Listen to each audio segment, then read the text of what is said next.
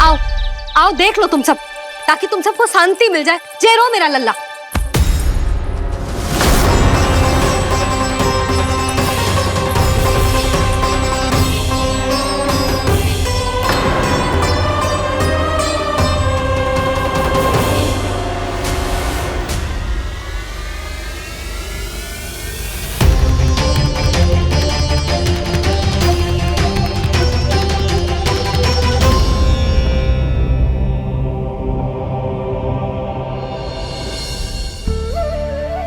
अब सब बाहर क्यों खड़ी हो?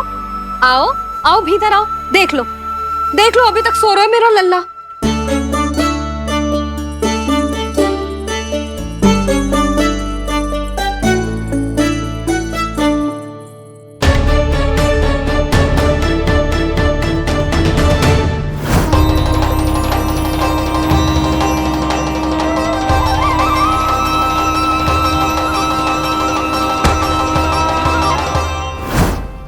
पर भाभी, मैं किसे विश्वास कर लूं? मेरे लिए सत्य तो यही है कि कान्हा मेरे घर आया था, माखन चुरा के खाया भी था इसने। ये जो भी है, कान्हा तो ना हो सकता। जानकी तुझे अब भी संदेह है? हाँ तो रुक, मैं लल्ला का चादर उठा के दिखाती हूँ।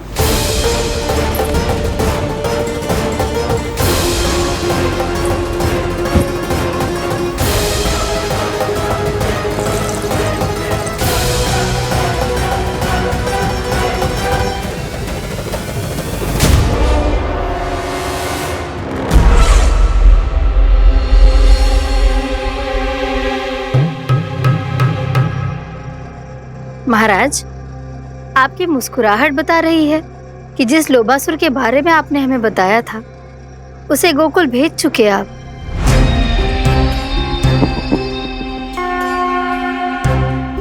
लो, इस असुर को कहीं भेजने की आवश्यकता नहीं प्राप्ति। ये तो पहले से ही हम सबके मन में उपस्थित है। अब बस केवल गोकुल वासियों के मन में इस विशेष असुर को जागृत करना होगा और फिर उसका प्रयोग करना है अपने लाभ के लिए।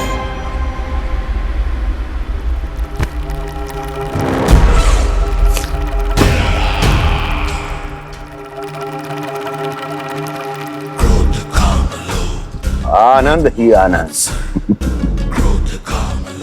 गोकुल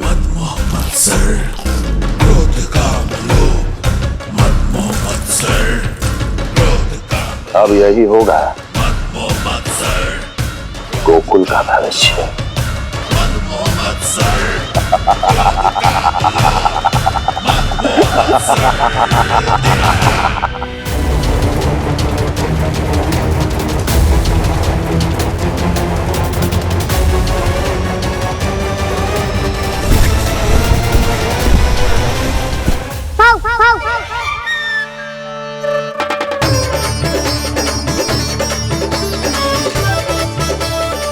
किसी को संदेह हो, उससे पहले मुझे नींद भी होने का स्नान करना पड़ेगा।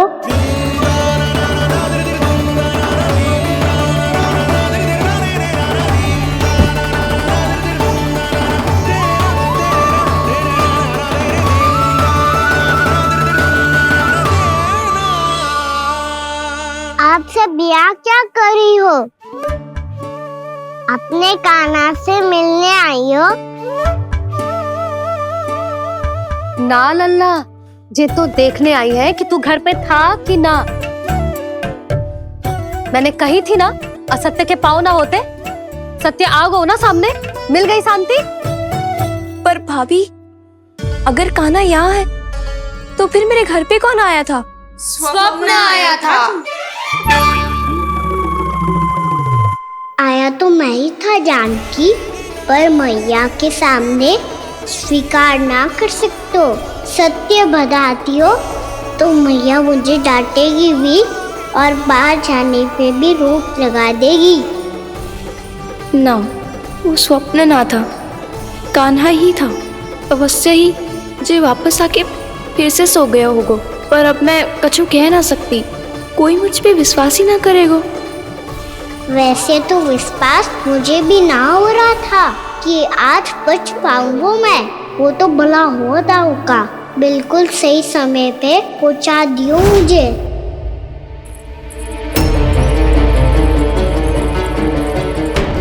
दाऊ सहायता करो ना। मेरे पीठ पर चढ़ो और दीवार फांद जाओ, और सुनो, पीछे के द्वार से भीतर जाना।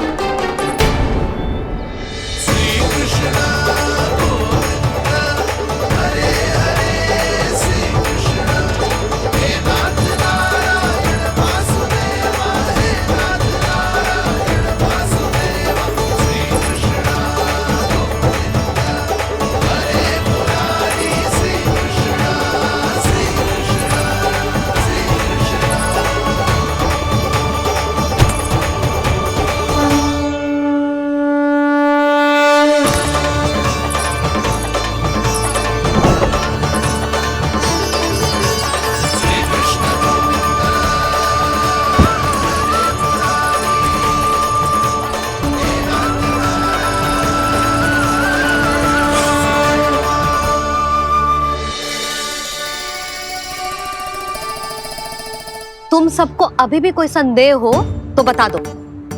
नाना, हमें तो कच्चू संदेह नहीं था। अधिक बातें बनाने की आवश्यकता ना है कस्तूरी। संदेह ना होता तो आती यहाँ। नाना जीजी, मैं तो सच्ची कान्हा के लिए यहाँ पर आई हूँ।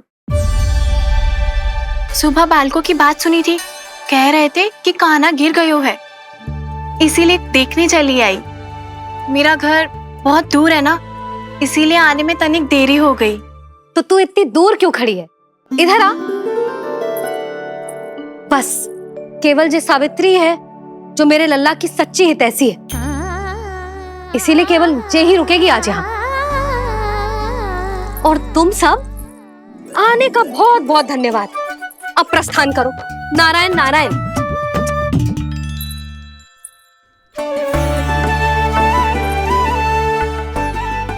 क्या हुआ है आज? मुझे कछु ना पतो, पर कम से कम मेरी इच्छा तो पूरी हो गई। यही तो मेरा उद्देश्य था जानकी। जानकी, कछु और संदेह है क्या?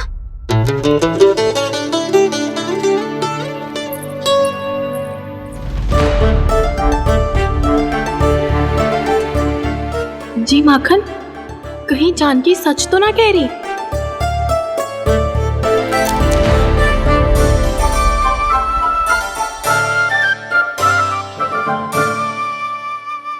मैंने फिर से गड़बड़ कर दी। सावित्री मौसी अब मैया को मत ही बता देना।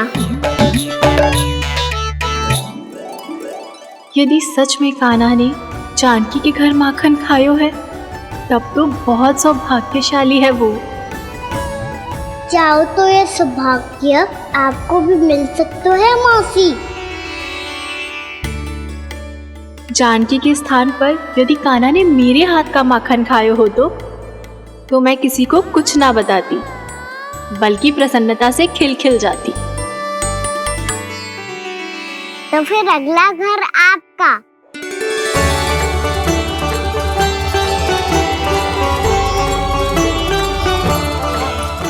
अगला घर किसका? क्या कही तूने?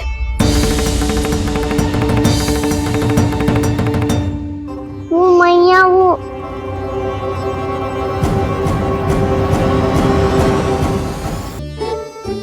मैं कह रहा था, आज सावित्री मौसी मुझे देखने आई है। अगली बार मैं इनसे मिलने घर चले जाऊंगा।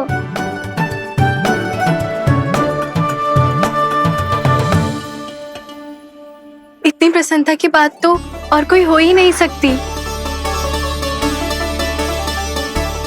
पर लल्ला, मेरा घर बहुत दूर है, ना तो तू आ पाएगा और ना ही जीजी तुझे आने देगी। बिल्कुल सही कह रही है सावित्री मौसी लल्ला, इनका घर बहुत दूर है, इतना दूर जाने की आवश्यकता ना है। यदि मेरा घर भी निकट हो तो मैं भी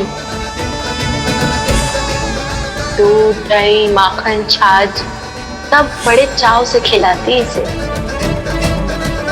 माखन लीला तो अभी आरंभ की है मैंने। अब देखो आगे क्या क्या करती हूँ मैं। सावित्री, तू कहाँ खो गई? लो कर लो बात। तुम इतनी दूर से आई हुई हो, मैंने अभी तक कछु खाने को भी ना पूछा। अरे ना ना जीजी, मैं तो बस कान्हा को मिलने आई थी। अभी और बैठूंगी ना तो अंधेरा हो जाएगा। कछु तो खा के जा। ना जीजी, कल वैसे भी साप्ताहिक हाट लगने वाला है तो माखन बेचने की तैयारी करनी है। नारायण नारायण।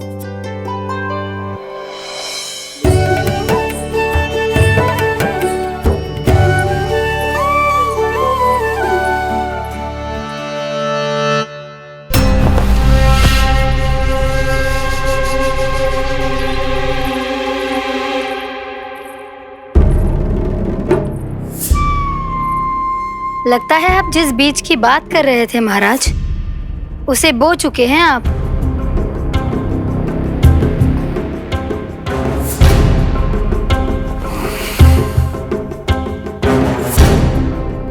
बिल्कुल सही पहचाना प्राप्ति।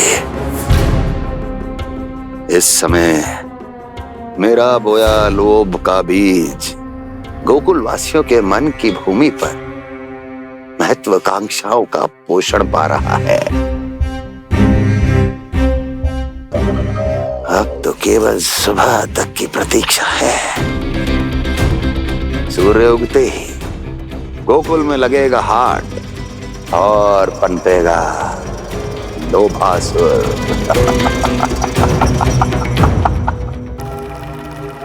कल सुबह देवकी और वसुदेव को मेरे सामने बुलाना।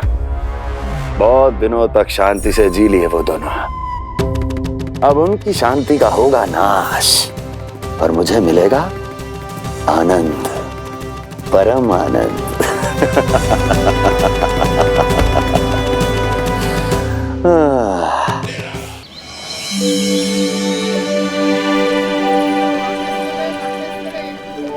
ये हम कहाँ है बाबा? क्या हो रही है यार? ये साप्ताहिक हाट है लल्ला। मैंने सोचो मंदिर जाते जाते तुझे ये भी दिखा दूं। हाट? हाँ लल्ला, सप्ताह भर गोप गोपियां जो दूध दही माखन इकट्ठा करते हैं ना, उसे यहाँ लाके उन ग्राहकों को दे देते हैं जिन्हें उनकी आवश्यकता है। जी देख।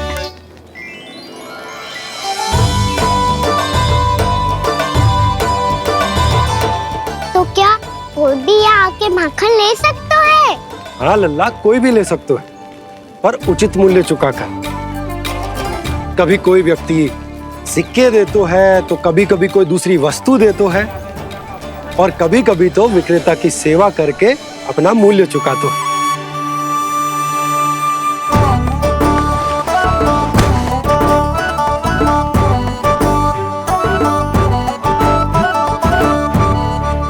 अच्छी लगी हाट? चल, अब मंदिर के लिए विलंब हो रहा है। चल।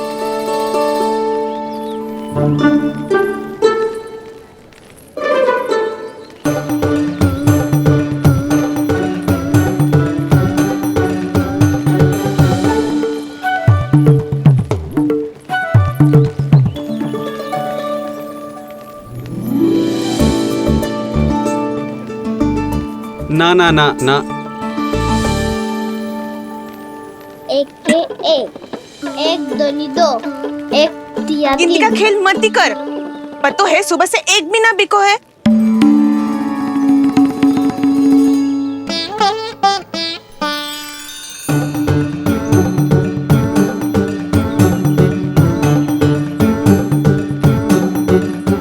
अरे मैया को अकेले छोड़ के जाएगो?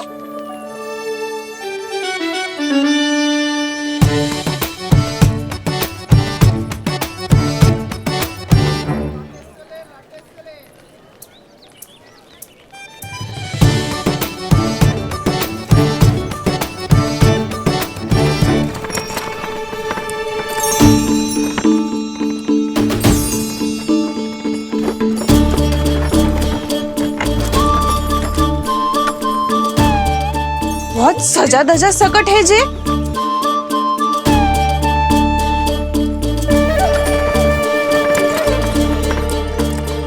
थाट बाट है कौन जे? अवश्य ही कोई धनवान व्यक्ति होगो।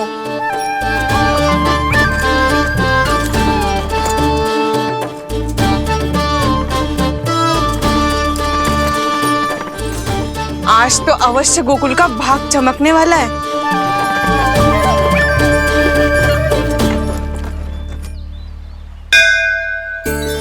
चाय कर लल्ला।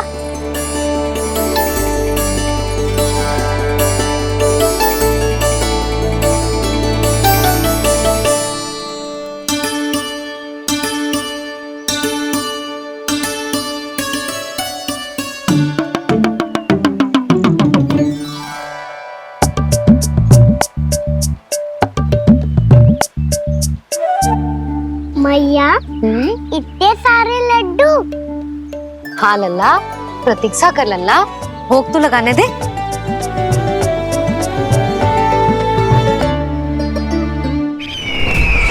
आओ बहन आओ, स्वागत है।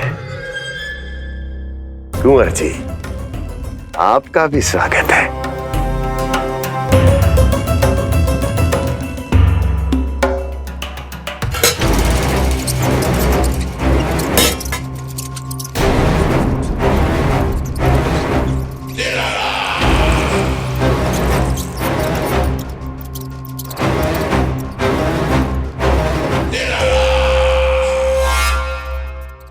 जानते हो, जब चूहा भूखा होता है कभी शांत नहीं बैठ सकता। धमा चौकड़ी, उधम, अस्थिरता उसका स्वभाव बन जाता है। ऐसी ही अस्थिरता इस समय गोकुल में भी फैली होगी।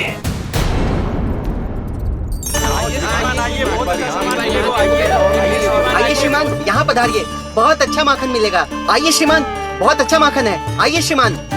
आइए श्रीमान, आइए, बहुत अच्छा सामान मिलेगा। श्रीमान आइए, आइए श्रीमान, आइए, बहुत अच्छा सामान मिलेगा। यहाँ हमारे पास बहुत अच्छा माखन है, अभी अभी निकालो है, पहर भर पहले, और सस्ता भी है। आइए आइए श्रीमान जी, एकदम हरी हरी सब्जियां हैं, एकदम ताजी सब्जियां हैं, ले जाके देखिए आप।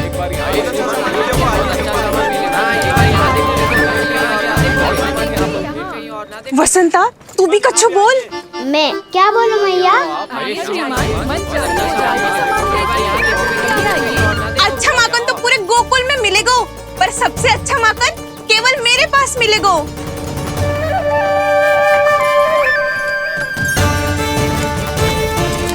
बहुत अच्छा सामान है आप। एक बार यहाँ देखोगे तो कहीं और ना देखोगे।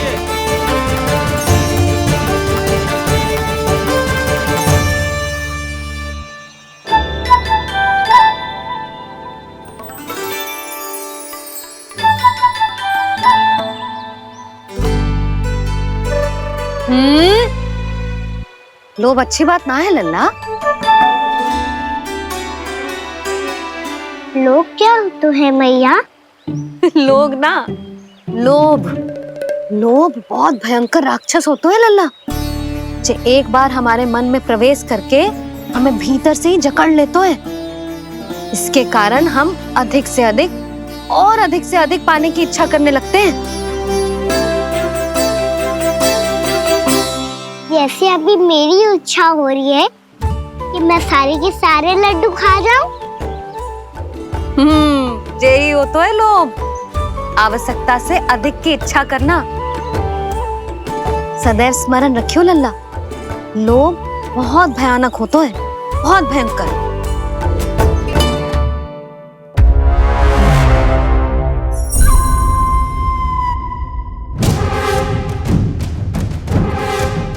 जानते हैं, जिसमें तनिक भी लोभ हो वो सबसे आसानी से और सबसे पहले जाल में फंस जाता है।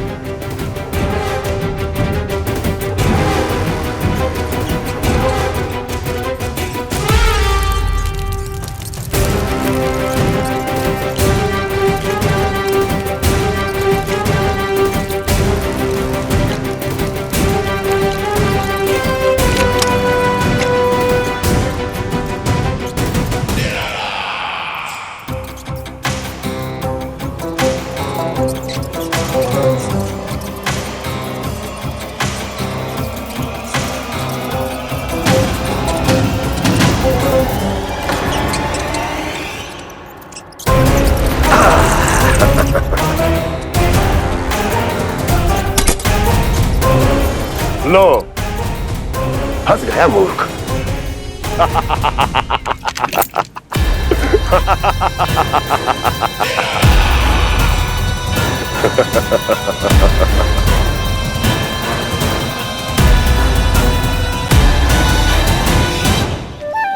सब झटक लूंगा। कोई ऐसा ही तो चाहिए था मुझे जिसमें लोभ हो।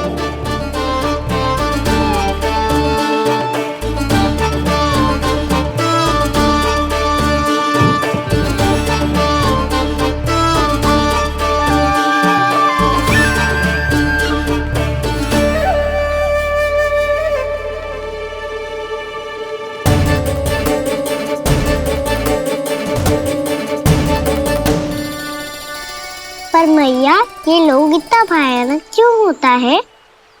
भयानक इसलिए होता है लल्ला, क्योंकि जो भी इसके चंगुल में फंस जाता है ना, वो अपना शुद्ध बुद्ध, अपना विवेक सब खो देता है और अनुचित निर्णय लेने लगता है। वो कहावत ना सुनी, विनाश काले विपरीत बुद्धि।